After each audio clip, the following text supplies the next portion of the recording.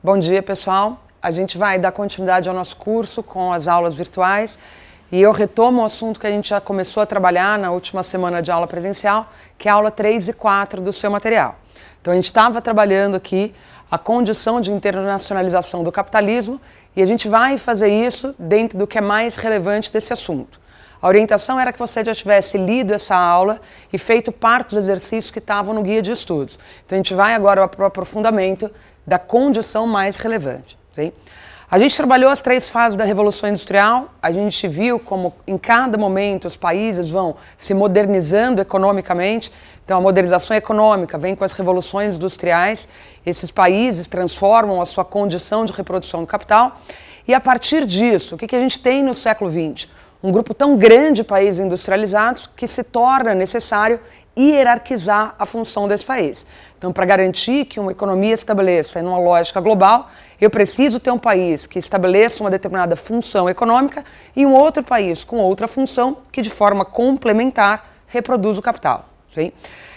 Isso é o que a gente chama de divisão internacional do trabalho. Ao longo da história, por diversos momentos, os países fizeram essa relação complementar para reproduzir o capital.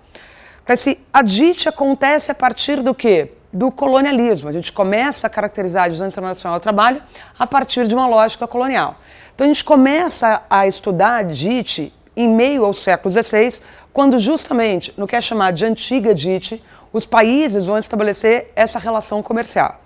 O problema é que, ao longo do tempo, cada país vai se modernizando, vai mudando de função, e essas mudanças de função vão alterando a divisão internacional do trabalho, vão alterando esse equilíbrio entre que país produz o quê. Então, estrategicamente, a gente, na medida em que vai passando o tempo e analisando o processo histórico, a gente também vai mudando a condição de estudo da divisão internacional do trabalho. Nesse primeiro bloco, que é o que a gente chama de antiga DIT, a gente vai do século XVI até o início do século XX. Nesse período, que é um período muito longo, aconteceram 2 revoluções industriais. Século XVIII, a primeira fase da Revolução Industrial na Inglaterra. Século XIX, com a Europa Ocidental se industrializando, Estados Unidos se industrializando e Índia se industrializando artificialmente, de fora para dentro, em consequência do interesse inglês sobre a Índia. O fato é que os países se modernizaram, então eu não consigo colocar todos eles no mesmo pacote. A estratégia qual é? A estratégia é pegar esse longo período e dividir em 2 etapas. Lembrando que essa divisão em primeira etapa da antiga DIT e segunda etapa da antiga DIT é uma divisão pedagógica. No seu vestibular não vai aparecer dessa forma. Não vai aparecer um país na primeira etapa da antiga DIT. Só vai aparecer antiga DIT. O que eu preciso é que você lembre que para acertar, para garantir pontuação numa questão de DIT, você identifique qual é o país e qual é o momento histórico que a questão está se referindo.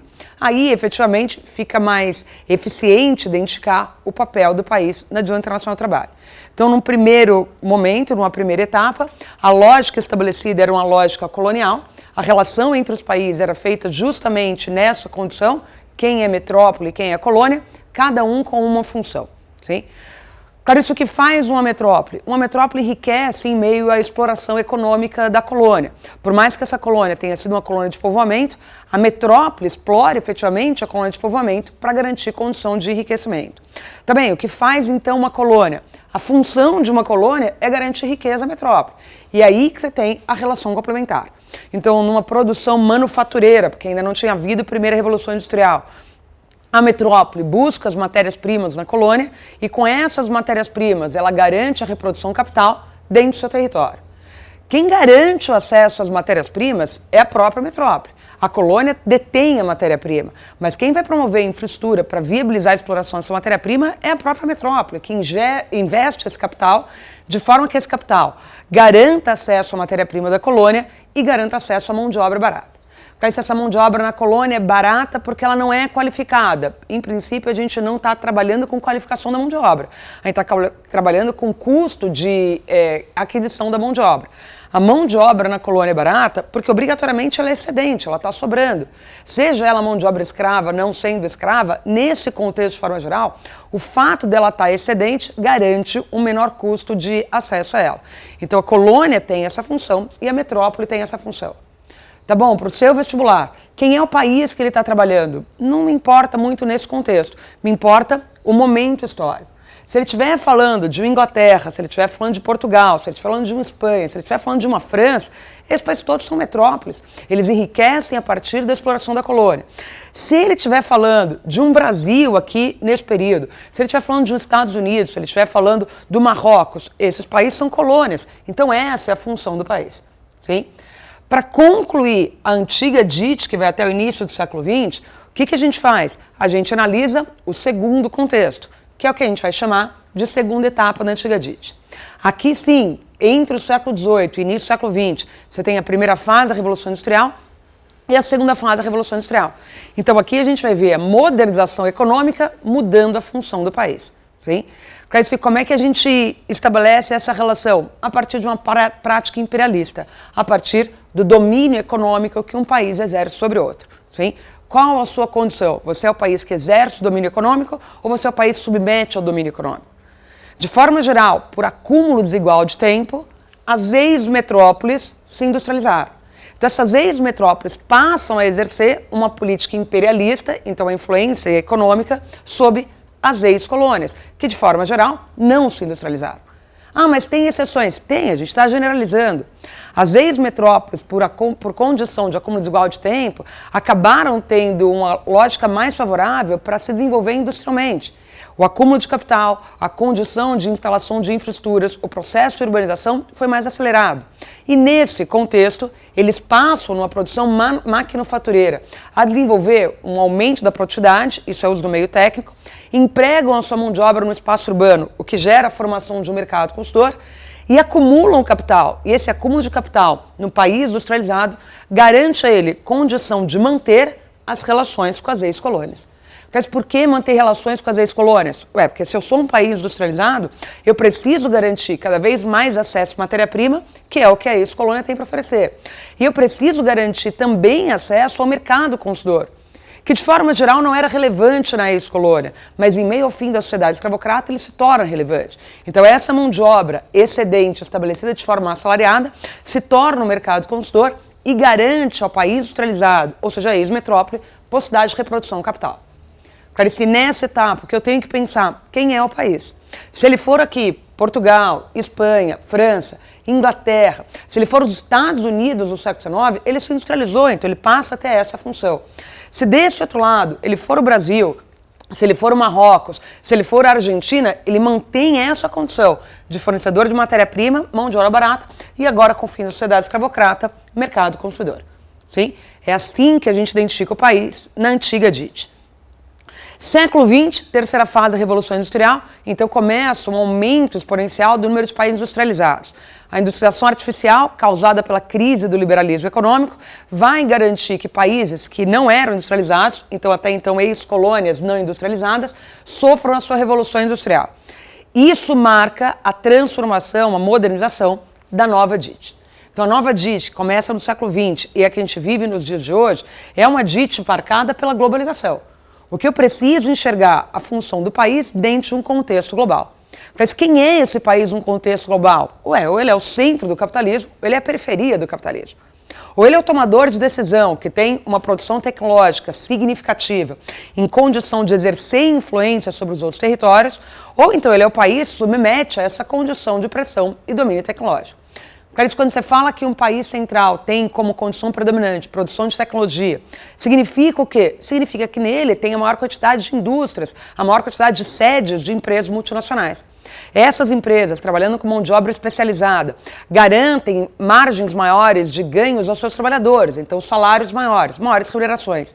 Isso permite a formação de um mercado consumidor com maior poder de compra, o mercado se estabelece pela qualidade da mercadoria consumida.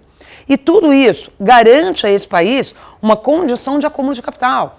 Ele recebe os royalties da produção tecnológica, ou as patentes de produção tecnológica. Ele tem uma mão de obra especializada com alto poder de compra, e isso movimenta mais capital na economia dele. Então ele acumula esse capital no mercado financeiro e acumula esse capital no setor produtivo, de forma que ele tenha integração com a periferia para permitir essa reprodução do capital. Como é que esse capital, tanto financeiro quanto produtivo, vai estabelecer através da matéria-prima que continua a ser fornecida pelos periféricos. Então, grandes países periféricos que são ricos hoje ainda são fornecedores de produtos de base primária, como soja, minério de ferro, algodão, é função desse país na economia mundial. São países com mão de obra ainda excedente, o que também garante o menor custo de aquisição, e isso permite a transferência de empresas multinacionais em busca do menor custo de produção, e são mercado consumidor, que em quantidade e em volume acabam gerando muito mais lucro. Então são mercados que, por mais que não tenham tanta agregação de valor associada à mercadoria, na quantidade de mercadorias comercializadas, um Brasil com 200 milhões de pessoas, uma China com 1 bilhão e 400 milhões de pessoas, acabam dando lucro pela proporção de mercadorias que são vendidas. Sim? Agora, além disso, para isso que um país periférico oferece para quem? Para o país central. O que um país periférico oferece para o país central? Para viabilizar a reprodução do capital. Vai oferecer para atrair o capital financeiro, o capital que circula em bancos e bolsas de valores, elevadas taxas de juros. Sim?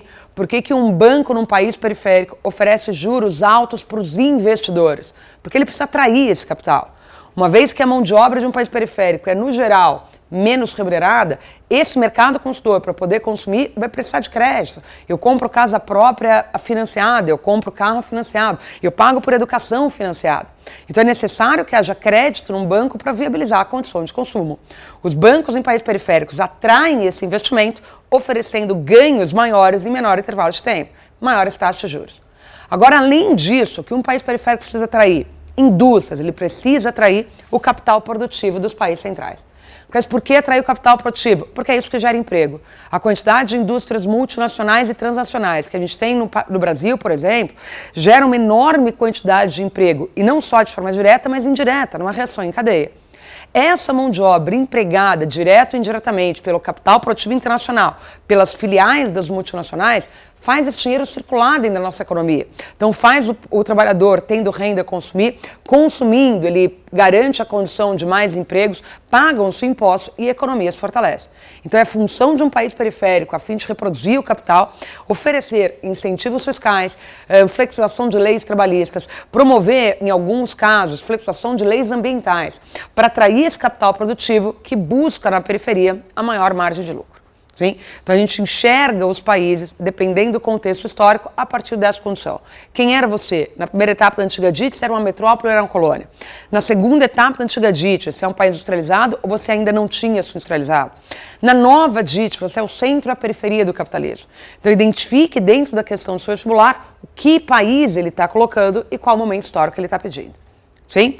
A gente conclui a DIT e vai para onde? Vai para a parte mais complexa, vamos dizer assim, ou mais elaborada dessa aula 3 e 4. Porque que é o quê? São as políticas econômicas do capitalismo.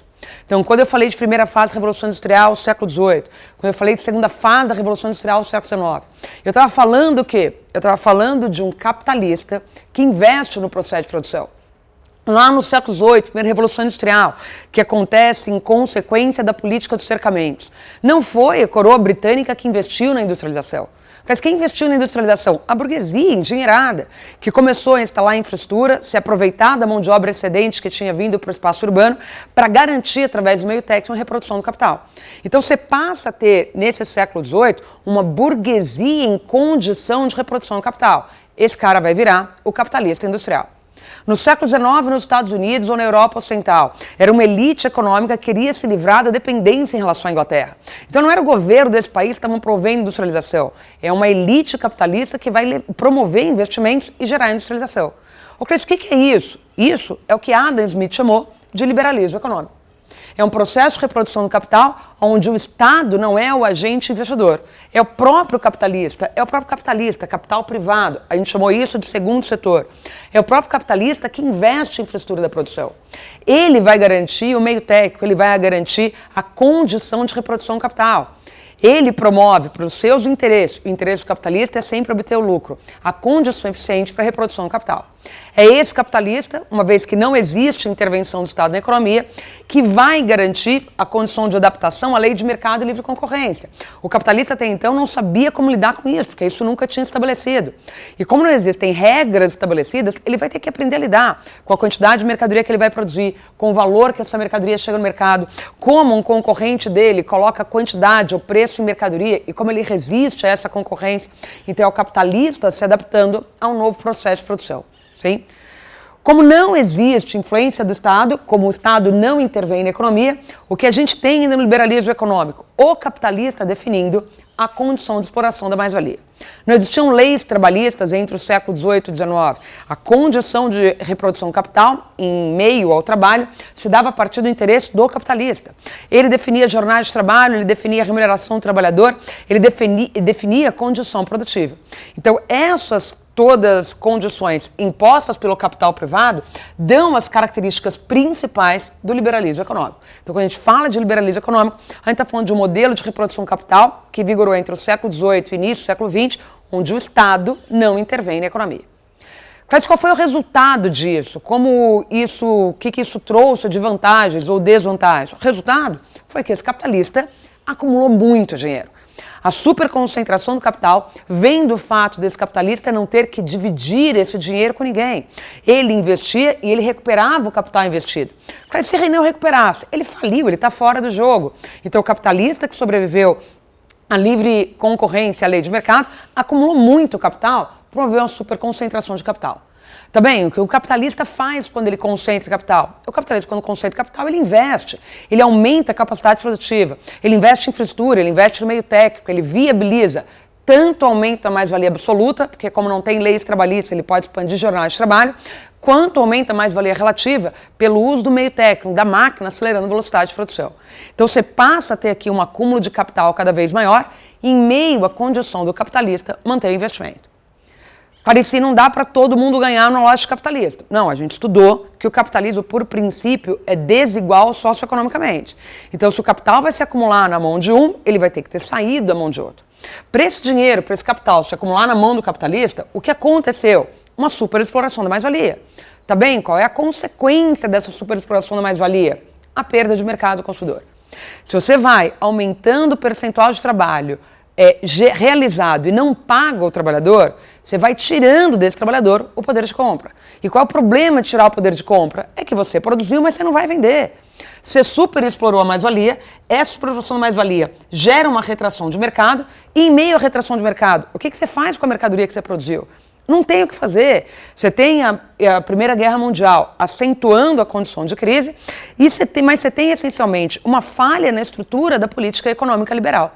Mas por quê? Porque ela não se preocupa em garantir mercado na mesma proporção que ela se preocupa em garantir investimento na produção. O que a gente chama de crise de superprodução não é o capitalista produzindo cada vez mais, é o capitalista perdendo condição de venda em meio à superexploração da mais-valia. Bem, esse contexto, início do século XX, pós-Primeira Guerra Mundial, que vai ter o seu auge no crash da Bolsa de Nova York, é o que a gente vai estabelecer como condição limite para a reprodução do capital na lógica liberal. Até aí o liberalismo deu lucro. Parece que quando o liberalismo para de dar lucro, a solução é romper com o modelo. Sim? John Maynard Keynes já tinha avisado. A hora que você, capitalista, não conseguir mais reproduzir o capital, você vai precisar de alguém que injete capital na economia. Sim? Parece que o que os capitalistas não achavam é que eles precisariam do Estado para investir esse capital. Por que o Estado? Porque o Estado não faliu no início do século XX, quando o capitalista faliu. Se era o capitalista que no liberalismo investia no processo de produção do capital, a hora que a falência acontece, ela acontece no bolso do capitalista. Sim? É o capitalista que perde capital de investimento. É o capitalista que produz e não consegue vender a mercadoria. Porque começa, a partir da década de 30, uma lógica promovida pela participação do Estado na economia, que é o que a gente chama de keynesianismo ou de intervencionismo. Esse modelo, com intervenção do Estado na economia, vai tornar o Estado um grande investidor. E aí a gente passa a enxergar um papel fundamental do Estado na economia. Ô, Cleiton, por que o capitalista não investia mais em infraestrutura? Ué, porque o capitalista tinha falido, ele não tinha grana para investir em setor de energia, siderurgia. O problema é que se não tiver energia, não tiver siderurgia, esse capital privado não consegue produzir. O que adianta ter maquinário se você não tem energia em condição de operação da máquina? Então entra o Estado keynesiano, a partir da década de 30, promovendo, com seu papel de produtor, a estatização da indústria base. Então o Estado passa a promover o acesso a energia, siderurgia, transporte e comunicação. O Estado passa a oferecer um serviço que antes do liberalismo era feito pelo próprio capitalista, tendo seu benefício. Agora o Estado produtor é quem vai gerar essa condição. O fato é que se o Estado está produzindo, ele vai precisar de mão de obra que viabilize a produção. Então entra um segundo papel do Estado na economia, que é o papel de empregador. Sim? Para isso já existiam funcionários públicos, mas não na proporção que vai passar a existir a partir da década de 30. Aumenta exponencialmente a quantidade de trabalhadores contratados pelo Estado como funcionários públicos, porque eles precisam garantir o funcionamento dessas infraestruturas. Então, aumentando o funcionalismo público, aumenta, na verdade, o quê? A quantidade de trabalhadores remunerados pelo Estado. A quantidade de trabalhadores que tendo renda pode consumir. Isso gera, gradualmente, uma recuperação do mercado consumidor. Sim? Além do Estado produzir, além do Estado empregar, o que a gente sabe? Nem todo mundo era funcionário público. Então o trabalhador da iniciativa privada vai voltar a consumir como? Com o papel de legislador do Estado. O Estado passa a desenvolver, através das leis trabalhistas, e no Brasil elas são chamadas de CLT, condição de diminuição da mais-valia. Clarice, pagar um salário mínimo encarece o custo da contratação. Limitar a jornada de trabalho encarece o custo da contratação. Ok, encarece. Mas dá garantia ao capitalista que o dinheiro que foi pago com o salário volta parcialmente para ele no mercado consumidor. Eu tenho que ter um mínimo de dinheiro na mão do trabalhador para que ele volte a consumir. Então o Estado vai começar a promover leis trabalhistas que gerem recuperação do mercado através da diminuição da mais-valia. Então esses são os três papéis fundamentais do Estado keynesiano. Ele produz, ele emprega, ele legisla e nessa condição ele ajuda o capitalista a se recuperar. Sim? O capitalista se recuperando volta a investir na produção. O capitalista investindo na produção acumula capital e a gente já sabe que o capitalista, quando acumula capital, investe mais no processo produtivo. E isso aumenta a capacidade dele produzir, cada vez mais ele vai produzir. Então o que ele vai precisar? Ele vai precisar vender também em maior proporção. No contexto do século XX, essa é a primeira justificativa. Se o capitalista produz mais, ele vai precisar vender mais. O que o Estado vai fazer? Vai dar uma ajudinha para o capitalista vender mais. Hein? Agora, além disso, existe nesse contexto do século XX toda uma disputa estabelecida em meio à corrida armamentista e aeroespacial, em meio à Guerra Fria. Existe um bloco socialista que está se desenvolvendo a partir do investimento do Estado e com investimentos em bem-estar social. O que o bloco capitalista vai fazer, também vai fazer a mesma coisa. Vai promover uma política de bem-estar social que melhora a condição de vida. É isso que está no PowerPoint, é isso que está na sua folhinha. Melhora a condição de vida para o trabalhador. O Estado investir em saúde, o Estado investir em educação, segurança, habitação, melhora a condição de vida. Agora, olhando sob uma outra lógica, qual é a condição desse investimento? Eu, trabalhador, não preciso gastar uma porção significativa do meu salário com educação. E por que não? Porque o Estado oferece o serviço público gratuito de qualidade. Então isso permite que uma parte maior do meu salário seja gasta com bolacha, todinho, qualquer outra mercadoria, em condição de reproduzir o capital. Então, por mais que o bem-estar social gere a melhoria da condição de vida, eu tenho que enxergar que ele também promove o aumento da condição de consumo. Ele fortalece a economia, uma vez que o trabalhador deixa de gastar uma parte do seu salário com o que é essencial, porque o Estado está oferecendo serviço com qualidade e de forma gratuita. Sim? Aqui se estabelece a intervenção do Estado na economia. Claro, se o Estado intervém na economia e o capitalista também, o capitalista investe na produção, o capitalista é um agente reprodutor capital, o capitalista gera emprego, submetido a novas leis trabalhistas, o capitalista gera emprego. E esse capitalista, acumulando capital, além de tudo isso, vai fazer o quê? Vai gerar crédito ao consumidor, que é uma nova função estabelecida pelo capital privado em meio ao intervencionismo. Sim? A gente viu que o processo foi idealizado e formatado por Ford, o crédito ao consumidor garante que a mercadoria seja vendida, então o capitalista financia a condição de consumo e nesse contexto ele cobra juros pelo empréstimo de capital. Então o modelo também pode se chamar de fordista keynesiano, porque além do Estado keynesiano, que é o intervencionista, você tem um capitalista agora que oferece linha de crédito ao consumidor, expande a possibilidade de formação de mercado e ainda lucra com o pagamento de juros. Clarice, esse modelo parece perfeito. Você sai de uma crise do liberalismo econômico, que estourou a Bolsa de Nova York em 29, o Estado passa a intervir na economia, garante condição de recuperação para a sociedade civil e para o capitalista. E isso é uma condição eficiente? São resultados do keynesianismo.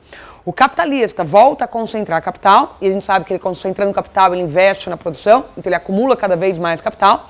O trabalhador melhorou não só de condição de vida, mas também melhorou em condição de trabalho. Ele não está mais sujeito à superexploração da mais-valia.